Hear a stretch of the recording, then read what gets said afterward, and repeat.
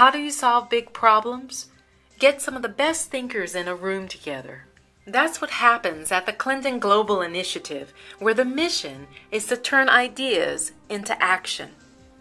I had the pleasure of attending the 2012 annual meeting in New York. Immediately after President Obama spoke, there was a session called Working Capital, which provided a cross-sector view on creating a more sustainable market economy. Here are some highlights. PUMA's visionary chairman spoke of the environmental profit and loss as a tool to measure environmental impact. If we ask the question, do we love nature, we would all say yes. Do we value nature? Yes. But when we do business, do we account for nature? No. And that's what the EP&L is all about. It's actually monetizing the environmental impact that you have as a business in dollars and cents.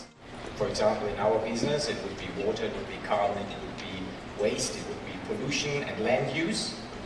It tells me where the impacts actually happen throughout the entire supply chain. So I'm not just looking at my own operations, I'm looking at the raw material production all the way to the consumer, and it puts those impacts into context. So rather than talking about liters of water and cubic meters of pollution or hectares and acres or carbon tons, I'm actually putting those values into the relation by saying everything has a monetary value and where is my biggest impact. And that's exactly what the EP&L does. So it really, in very simple terms, tells me as a CEO on one page, here's where my impact, this is what I want to do about it. You know, having run a business for 18 years as a CEO, I thought I know my business.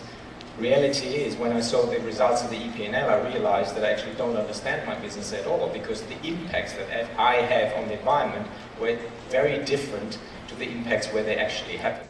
So I'm saying if every business does an environmental profit and loss, we know where our impacts are, then we can design products to actually find solutions to our problems. And that's the next step that we need to do, is to actually break down the environmental P&L for the consumer, so that the consumer down the road can say, just like you find calories on a cereal box, what is the environmental impact measured in calories that a product actually has. And if we can standardize that rather than having 50 different green labels and this and that, and actually say, well, let's translate our environmental footprint onto our products and tell the consumer that what you're buying has an impact X versus an impact Y. We're actually giving the consumer a tool to decide which product to buy. We as businesses have to be transparent. And it's very painful to be transparent. Those that don't want to be transparent about it have to be made transparent, meaning we need some regulations. We're truly responsible. Let's turn lobbying around. Let's lobby for positive regulations. It's just like in a sports game. You have to change your rules if your game becomes faster. If you don't do that, the rules, the game itself won't change. And there's too much lobbying going on that is actually having a negative effect. It's holding good regulations back. Every business needs to invest in something. It needs to invest in R&D, into new products, into new services. Sustainability doesn't come for free. Very often we talk about making our businesses more efficient. Yes, we can save money, we can save energy. But the reality, if you really want to transform your business, it will cost you money. Accountants can change the world, because if we account for the impacts that business has on society, on the economy, and the environments, we will actually contribute to making the world a better place. But we have to change the counting rules, and the EP&L does exactly that. Cornell professor of corporate business and law, Lynn Stout, affirmed the need for long-term thinking to deliver corporate social good. Business in general, corporations in particular, actually have enormous potential to contribute to peace and prosperity and well-being in the world.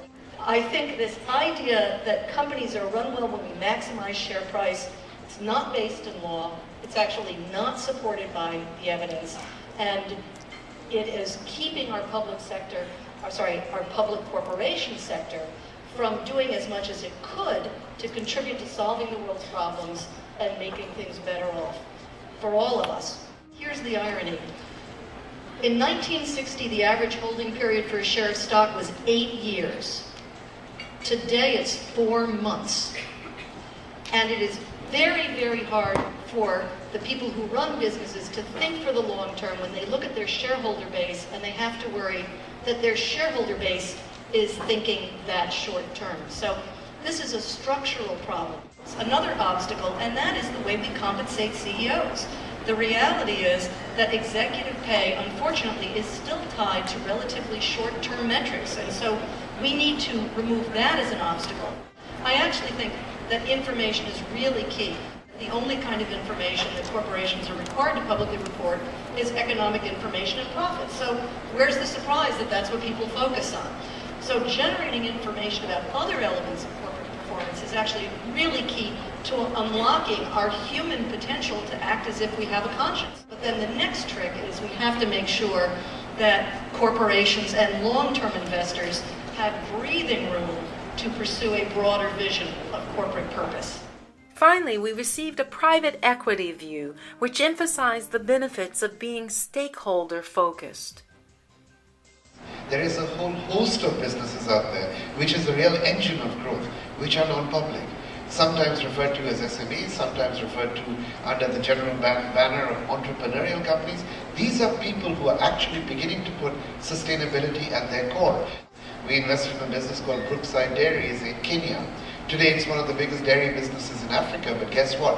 From day one, we were buying from local farmers. Today it's up to 100,000 local farmers. And that's a sustainable business, and that didn't cost more money to build. And as far as I'm concerned, the private equity industry is there to generate long-term value in the businesses that it invests in, not necessarily for its managers. Now, I was lucky enough to be in an industry where we could take the long view, we could take the 10-year view, and because of that, we felt it's crucially important to think stakeholder, think inclusiveness. Why? Because sustainable businesses lead to sustainable society. And in the part of the world where we operate across what people refer to as emerging markets, we call global growth markets, because this is where the opportunities in the future are going to be. And across all of them, the necessity to think from a stakeholder perspective is just so much higher. We don't focus on financial engineering or leverage to generate our returns. We're lucky because we're still in a part of the world where growth is so dramatic. We felt it extremely appropriate to look not just at the need of the shareholder, but look at the needs of all the stakeholders around us, because by doing that, we were going to maximize value. The net impact of all of that is outside of developed markets. We want to be the people that define what the private equity industry is, which is that it actually is a part of Main Street, it isn't a part of Wall Street. How can your business apply these principles? Large or small, we each can align our business interests with social outcomes so we can put our capital to work for good.